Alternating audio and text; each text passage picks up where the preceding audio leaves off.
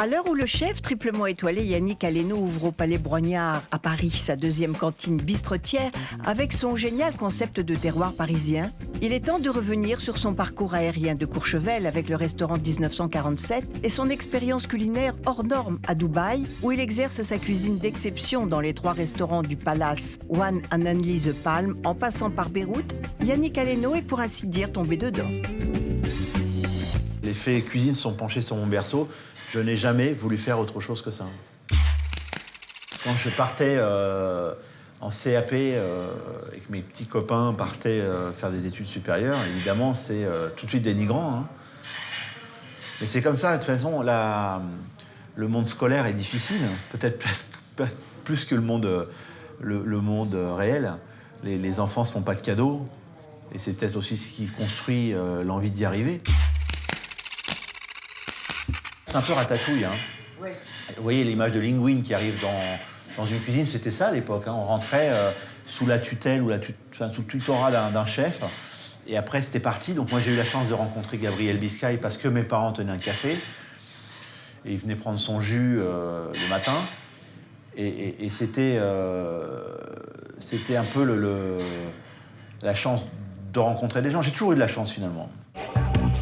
Manuel Martinez, ouais. Relais Louis XIII, 2 étoiles Michelin, meilleur ouvrier de France. Jackie Fréon, meilleur ouvrier de France, le premier Bocuse d'Or 89, 1 étoile Michelin. Gabriel Biscay, 1 étoile Michelin, j'étais au Royal Monceau avec lui. Roland Durand, il a eu 2 étoiles au guide Michelin. Martien Languard, 1 étoile au guide Michelin. Et Louis Grondard, meilleur ouvrier de France chez Drouan, 2 étoiles au guide Michelin. Tous meilleurs ouvriers de France. Tous. Ouais. Alors quand vous êtes formé par des gens pareils, c'est incroyable. En l'an 2000, Yannick Aleno décroche sa première étoile. Ce n'est qu'un début. Le talent de Aleno est récompensé avec une seconde étoile en 2002. En 2003, il devient chef d'humoriste. Sa cuisine créative et légère attire les gourmets du monde entier. Le temps passe, les saisons tournent et le chef évolue. La cuisine s'affine au fur et à mesure que les étoiles tombent, sans filet. Dans un hôtel, on doit faire du 3 étoiles, on doit faire des restaurants contemporains, comme vous voyez ici au Dali, ou bien être capable de servir 300, 400 repas en même temps pour un banquet. Faire du traiteur, puisqu'il faut quand même monter des repas en chambre. Tout ça, c'est un métier, ça s'apprend. Et j'ai eu la chance de le faire à travers de très beaux hôtels. Dans les créations de Yannick Aleno, l'audace le dispute à l'élégance. Les clients viennent aussi pour manger votre propre cuisine. Ils ne viennent pas pour manger une cuisine internationalisée. Ils viennent chercher la cuisine d'un auteur. Vous savez, quand je suis arrivé ici, on m'a donné les clés. On m'a dit, voilà, c'est ton restaurant et fais-le comme si c'était le tien. Donc c'est ce que j'ai essayé de faire. Alors Yannick s'en donne à cœur joie, c'est à une cuisine chic qu'Aleno s'adonne. J'ai l'habitude de dire que ma cuisine est comme ma ville, et ma ville c'est Paris. Et en fait, je donne une cuisine parisienne à nos clients. Amuse-bouche, entrée froide ou chaude, poisson, viande, fromage et dessert sont aussi bons que beaux. La grande cuisine française est née pour moi à Paris.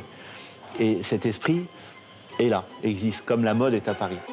C'est donc autant de création et de raffinement dans l'élaboration du plat que dans ses présentations. Alors il y a des bases, des choses qui ont existé, et puis des réinterprétations. Puisque Yves Saint-Laurent disait toujours, on ne fait que réinterpréter les choses. Et en cuisine, c'est pareil. Pas de pantalon à 3 jambes donc, mais des associations inédites. Là, il y avait la grande tradition du boudin noir à Paris. Aujourd'hui, ça devient ici sur notre table un boudin noir de homard aux pommes, comme un maquereau vin blanc. Mais aujourd'hui, on va y appliquer des techniques venues d'Asie pour faire mariner le poisson, etc. Donc ça veut dire que c'est finalement l'esprit qu'on essaie de préserver. Cet esprit un peu canaille, mais ce n'est pas une cuisine bistrotière que l'on propose, c'est une grande cuisine. Une bonne cuisine mal mise en scène et sans innovation ne serait pas gastronomique.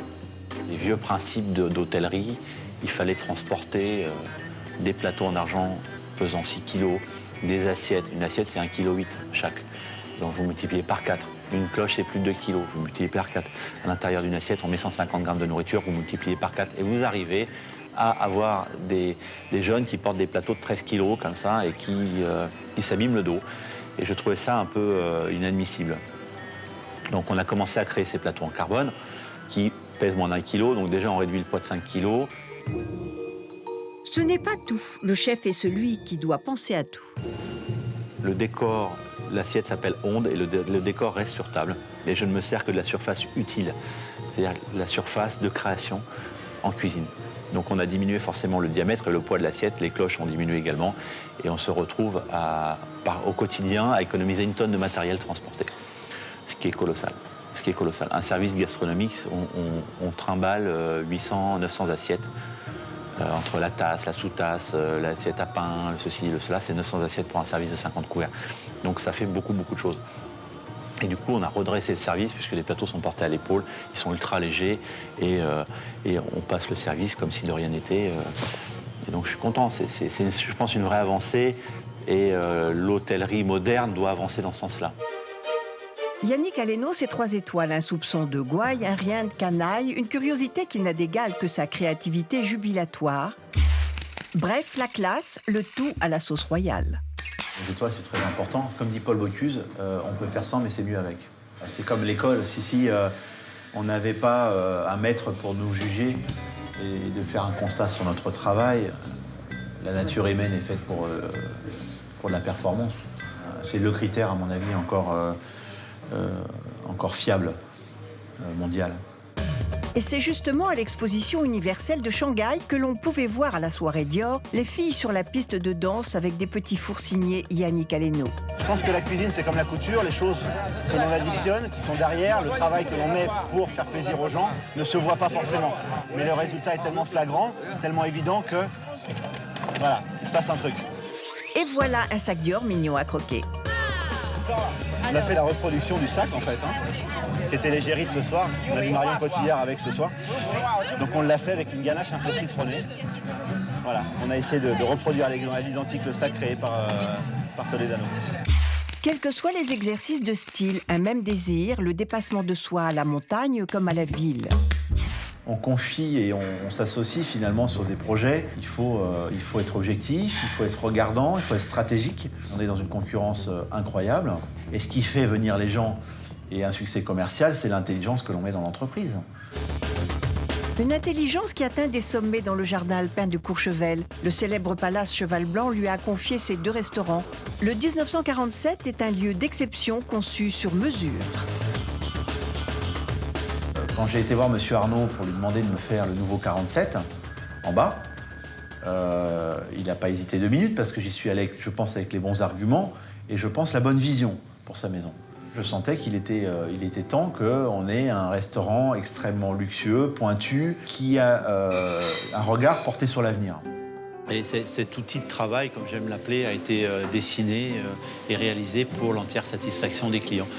Toutes les assiettes ont été faites sur mesure, il n'y en a pas une pareille, elles ont toutes leur signification. Enfin, c'est fait à la main, quoi. C'est un travail d'artisanat important. Ce restaurant, je l'ai voulu aussi autour d'un concept qui est le repas gastronomique des Français. C'est-à-dire qu'en France, avant de recevoir des gens, on réfléchit à savoir ce que l'on va leur donner, quel plat principal on va leur offrir. Donc voilà, j'ai voulu construire le menu autour de ce plat principal.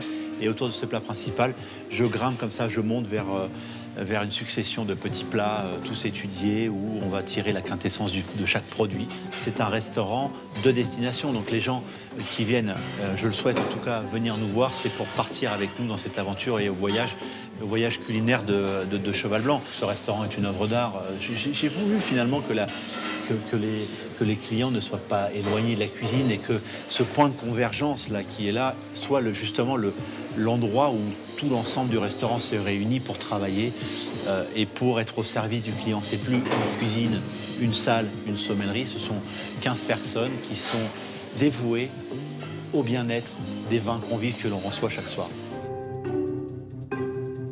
Il n'y a rien sur table. Vous arrivez, on a étudié un bol comme ça qui est galbé, donc que vous pouvez tenir sans couvert. Vous le portez en bouche comme ça, il est merveilleux, il a un galbe spécifique.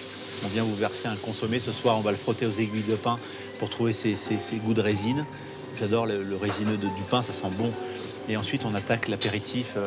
Il y a des feuilles de calamar à l'encre de sèche, des petites bouchées de calamar au tourteau, un fuseau croustillant à la truffe. Ensuite, on va délivrer le pain en truffe qui a été cuit à la minute sur son feu de bois, comme ça avec le pain, le beurre. Je pense que ce beurre mérite un écrin incroyable. Et ensuite, une succession de petites entrées. On va retrouver là les petits céleris que l'on cuit au cocooning. Ça, c'est un objet de cuisson que j'ai dessiné. Et en fait, ça, c'est pour retrouver le goût des origines. Donc, j'ai essayé de réfléchir pour avoir un outil qui vous permet et qui me permet de le sortir du fourneau et de vous le servir et de le déguster immédiatement sans déperdition de chaleur, de goût, d'humeur, de goût, de sel, etc.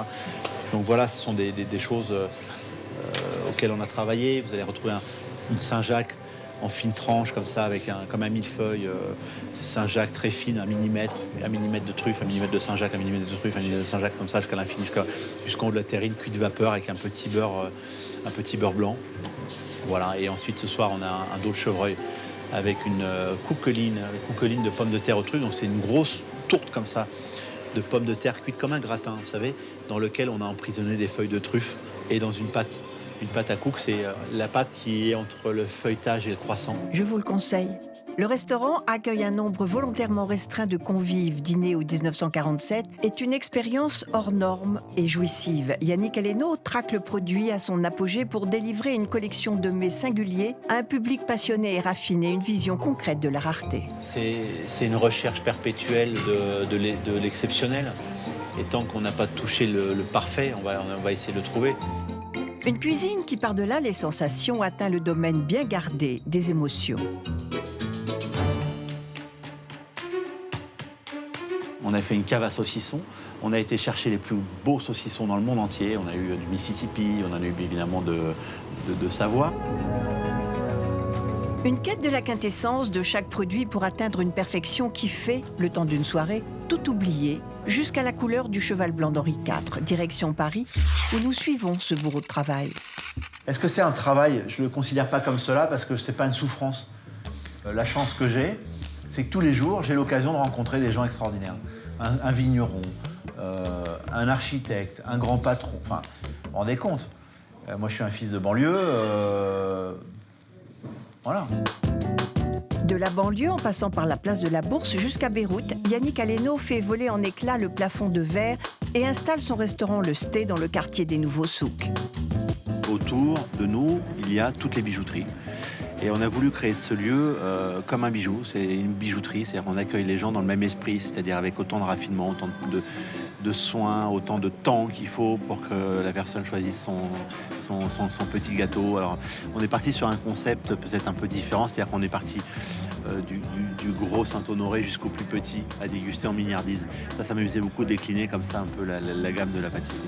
On a essayé de faire une pâtisserie moderne, à savoir une pâtisserie beaucoup moins sucrée. Je crois qu'aujourd'hui, on joue sur des différences. Au contraire, un ajout de 2 grains de sel dans une pâtisserie fait la différence et fait ressortir les arômes de sucre. Il porte donc haut et loin les couleurs d'une cuisine aux origines parisiennes qu'il fait évoluer avec finesse. Ça fait bientôt 3 ans que l'on a commencé ce projet. On a réfléchi le moindre détail, la moindre hauteur de fauteuil, de table, le moindre recoin, tout est en détail. Alors, je pense que tous les détails que l'on a pensés qui ne se voient pas vont faire de ce lieu un lieu de référence. Un lieu de référence parce que pensé par l'agence Moitié et Rivière comme un lieu de vie, une définition du luxe qui réside dans la qualité de la rencontre. Ce restaurant-là, je l'ai rêvé, je l'ai voulu, et c'est vraiment mon observation d'un état des lieux d'aujourd'hui. Et je voulais répondre à cet état des lieux en disant, voilà, venez chez nous, dans ce restaurant, et faites-le simplement.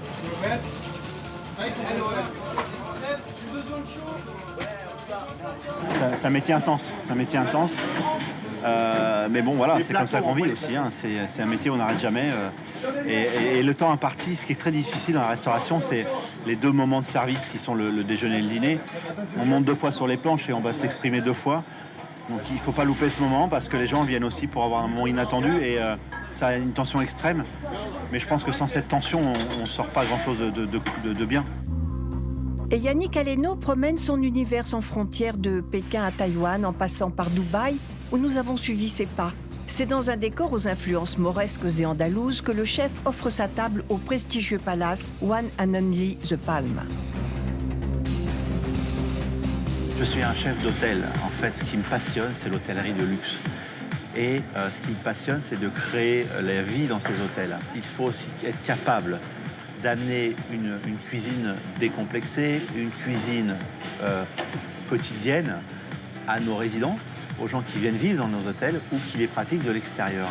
Et du coup, plus j'avance dans ce métier et plus j'arrive à comprendre des concepts et de conceptualiser finalement le quotidien des gens.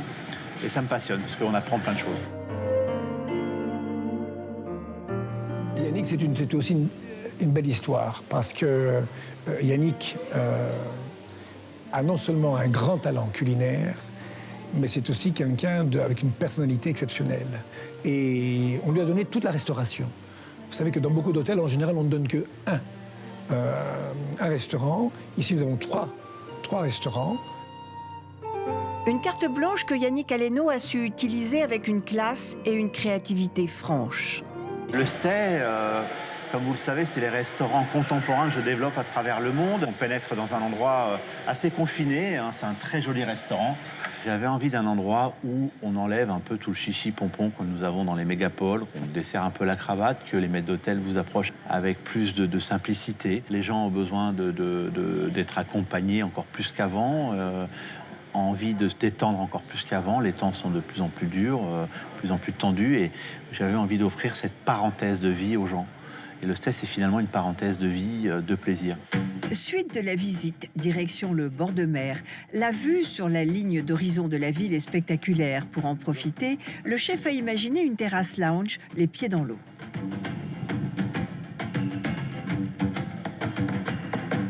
Voilà, là on est dans le 101, le restaurant de fête de la maison. Ici, on a pas loin de 74 cuisiniers, 74 cuisiniers que nous avons formés pendant 1 an et demi, justement, à être prêts à offrir cette grande gastronomie française. Et ce qui fait la différence, finalement, c'est le cœur qu'on y met à la tâche, et de vivre l'expérience et de vouloir la faire partager.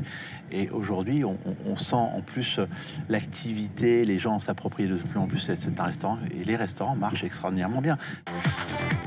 À l'image de Dubaï, la cuisine est à la croisée des continents. Le Moyen-Orient, l'Asie et l'Occident, voici le 3e restaurant.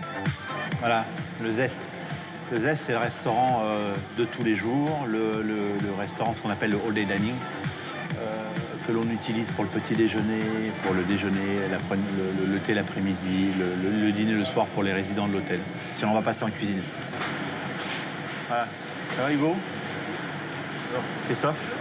Ça va? Ah oui, chef, ça va. C'est forcément bon à partir du moment où on y met autant de sérieux. Je passe du temps, énormément de temps à déguster, à cuisiner pour que les plats soient une réussite. C'est souvent plus difficile de faire simple. C'est vrai qu'à Dubaï, la simplicité est une velléité bien difficile à trouver. Le grand chef voyageur nous ramène au cœur de Paris, où il révèle son invisible terroir. Du cresson de Montmorency au miel de l'Opéra de Paris, tout cela est à découvrir ici. Le terroir parisien a démarré en 2006, suite à un papier qu'avait écrit François Simon. C'est assez étonnant parce qu'il prenait comme ça des chefs de ma génération, des noms de chefs, des plats des chefs de ma génération, il avait mêlé tout ça, il avait demandé au lecteur, écoutez, trouvez à qui appartiennent ces plats. Et il y avait une espèce pas d'imitation, mais de choses qui se ressemblaient en tout cas. Alors premier réflexe, prenez le papier, vous le jetez à la poubelle, mais c'est pas possible, pour qui il se prend. Non. Et le soir, je suis revenu, j'ai repris le papier, je l'ai relu et analysé. Et je me suis dit, mais si, il a raison. Il a évidemment raison. Son analyse est la bonne. Et mon identité, c'est quoi ? Quand j'étais gamin, je n'osais même pas dire que j'étais fils de bistrotier, je n'osais même pas dire que j'étais parisien. Parce qu'à l'époque, tous les cuisiniers venaient de province. Jusqu'à présent, je faisais plutôt valoir les origines de ma grand-mère, de ma mère, de Lozère, ou les origines bretonnes de mon père, mais voilà. Et je me suis dit, bon, et finalement, si tu plantais ton vrai drapeau parisien là, bon, c'est chez toi, en fait. Pour faire une cuisine, évidemment, qu'est-ce qu'il nous faut? Des produits. Et donc, j'ai pris ma voiture et j'ai fait le tour des banlieues, retrouvé la pêche de Montreuil, de l'asperge à Argenteuil, du chou de Pontoise, des fraises de Bièvre, des cerises de Montmorency. Il y a une culture charcutière en France très forte. Donc, et j'ai été voir Gilles Véraud pour parler de saucisson à l'ail, de pâté en croûte, de pâté pantin, de pâté de houdan, des gens qui font de l'agneau en Ile-de-France. C'était l'agneau qu'on mangeait à Pâques traditionnellement, et c'est Louis XIV qui avait demandé à ce que l'on fasse cet agneau. Donc voilà, et aujourd'hui, c'est la traduction de toutes ces recherches qui sont mises au jour devant le client. Le titi-parisianisme est porté à son paroxysme dans ses cocottes aux saveurs dénichées aux quatre coins de l'Île-de-France. Une ambiance qui n'a rien à envier aux bistrots les plus chauds de la capitale.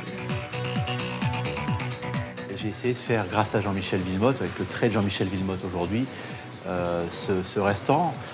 Et voilà, donc on est dans un restaurant hyper contemporain, mais il y a ces codes forts de bistrot, le comptoir et la pièce maîtresse. On y vient manger, on y vient boire un coup, on y vient manger un sandwich, mais on vient aussi s'asseoir pour manger le plat du jour. C'est ça, finalement, le bistrot. Le plus, c'est que Yannick Aleno met des étoiles au bistrot. Ce restaurant, c'est une ode au terroir. Il faut savoir qu'il y a des agriculteurs à Paris. Souvent, on a tendance à l'oublier, mais derrière tout ça, il y a des gens qui cultivent de la terre. Quand vous allez vous promener à Cergy-Pontoise, vous voyez des gens en train de cultiver des choux et vous avez la route qui passe ou un supermarché derrière. C'est aujourd'hui ça le visage de l'agriculture parisienne. Les pêches de Montreuil, j'invite tout le monde à venir goûter cette pêche. Elle s'appelle la téton de Vénus. Montreuil était finalement le garde-manger de Paris. Le verger de Paris, on mangeait des figues blanches, on mangeait des pêches, on mangeait des fruits, des abricots extraordinaires. Tout ça a un peu disparu, donc on va essayer aussi d'accompagner les agriculteurs à nous redonner ces produits parce que je pense qu'on en a besoin pour travailler. Il y a eu cette réversion, prise de conscience. Derrière, il y a eu le Servia, c'est une organisation d'État qui a commencé à créer le label de saveurs d'Île-de-France grâce au terroir parisien. On crée une association de restaurateurs dont je fais partie, et je suis même le moteur de gens de banlieue, qui s'appelle « Pousser ici, cuisiner ici ». On est redevenu, alors ça paraît un peu con, mais on est redevenu autonome sur la culture de l'oignon. Ça y est, on est capable de fournir suffisamment d'oignons pour la population parisienne. Des carottes, des produits de base comme ça. Donc il y a une vraie réversion. Très utile en cas de siège, l'Île-de-France est un vrai jardin secret. Elle comporte 800 producteurs référencés. Mais la gastronomie, c'est un art de vivre. C'est la réunion des vignerons, des gens qui font des belles serviettes, des belles chaises confortables, enfin tout ça.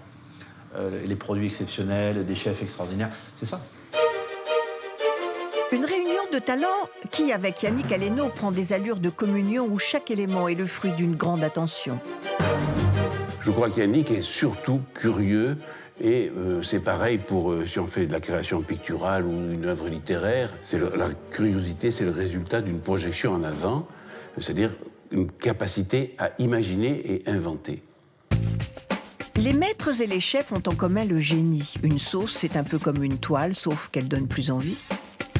J'ai commencé à créer des bases modernes de sauces. C'est-à-dire que je suis parti dans un autre esprit.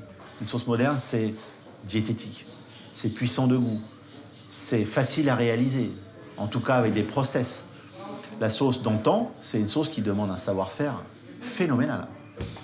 Plutôt que de tout mettre dans une casserole, j'ai sorti de la casserole les éléments qui composaient la sauce. Et j'ai essayé d'en exprimer le meilleur truc, par un système de cuisson.